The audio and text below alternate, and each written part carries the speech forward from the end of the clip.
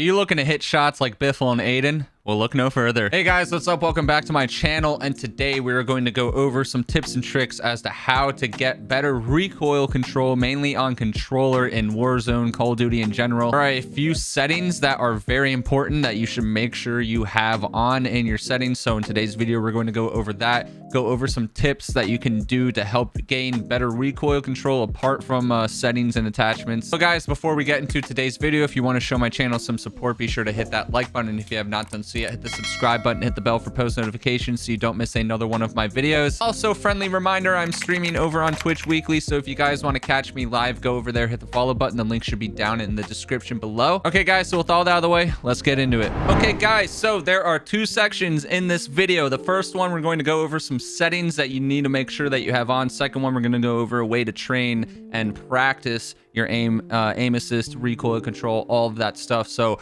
first, we're going to head into the settings. All right, so in terms of your controller settings, we're just going to go over a few really important ones that you want to make sure you got set right. Real quickly, we'll just go over the input dead zones. The minimum input dead zones, you want to have this as low as possible. And the lower it is, the less you have to move your analog stick for your aim to actually move. So the lower it is, the more precise you can be with your analog stick movements. So basically, you're just going to make this as low as possible, but also realize that the lower it is, if you have stick drift on your controller, your stick drift will become worse. So get it as low as possible without there being stick drift. What I suggest, put it as low as possible, hop into a game, don't touch your controller. If you see stick drift, make the number higher. If you don't have any stick drift, get it as low as possible until you notice some stick drift. In terms of the sensitivity you want to be using, the standard is 6.6. That's the meta sense. That's what most professional players play on. But if 6.6 feels too high for you, if it's hard to hit your shots, try lowering it and then slowly make your way up. Or you can do the other drastic approach, make it a high number, like put it to 10.10.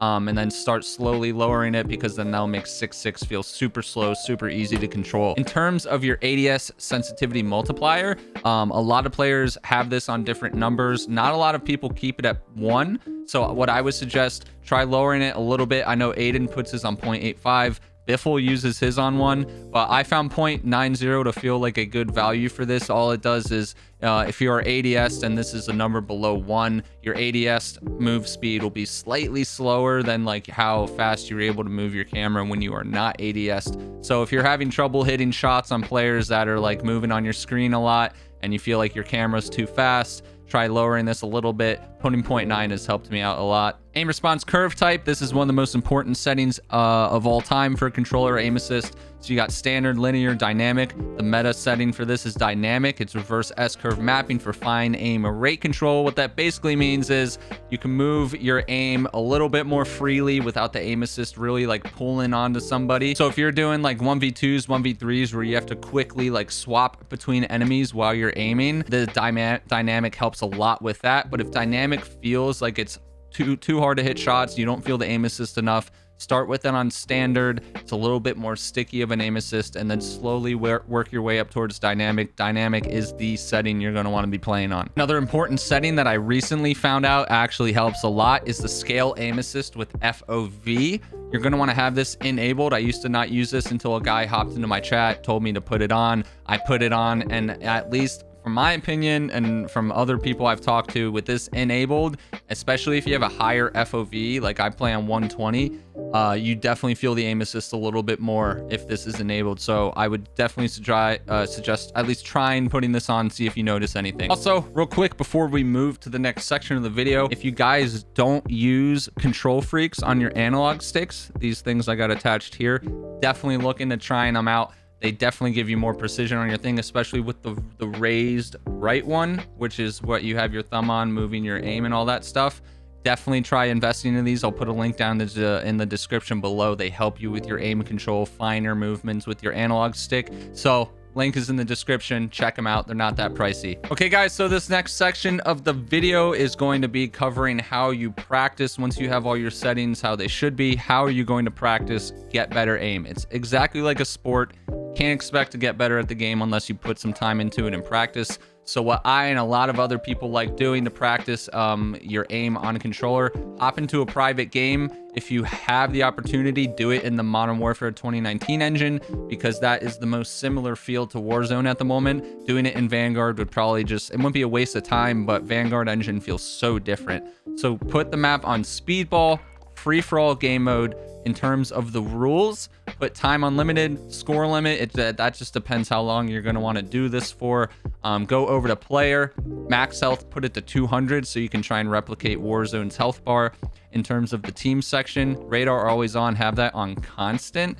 And then gameplay, put spawn ammo mags to max, and then field upgrade charge rate to ×10. Alrighty guys, so once you have started the game up, there's one last thing that you're going to want to do before you start playing, and that is going into your options, going over to controller, and disabling your aim assist. I know that sounds crazy, but disable it. And what you're going to want to do is just practice killing these bots without your aim assist on, because that will immensely make you feel your aim assist way more when you turn it back on, when you hop into an actual game. Also, while you're doing this, you're going to want to practice like your movements, like slide canceling, bunny hopping, because doing that while practicing this will just benefit you tenfold. You're practicing your movements while practicing with no aim assist. And I can assure you guys, anytime that I have done this, where I practice against bots with my aim assist turned off, the second you turn it back on, you feel that pull so much more. Like it's crazy how much more you feel the aim assist pull by just practicing with it off for a little bit. And like I said, if you guys haven't done this before, definitely try it out, because it has always helped my aim out. All right, guys, so that brings us to the end of today's video. If anything I said in this video helped you guys out, definitely leave a like on the video. If there are other tips or tricks in terms of recoil control, accuracy, just aim control, any of that stuff, leave them down below in the comments for me and everyone else to check out so you can help all of us. So as always, I hope you guys have a dope rest of your day. Remember, stay blessed, not stressed out there. I hope to see you guys in the next one. Peace.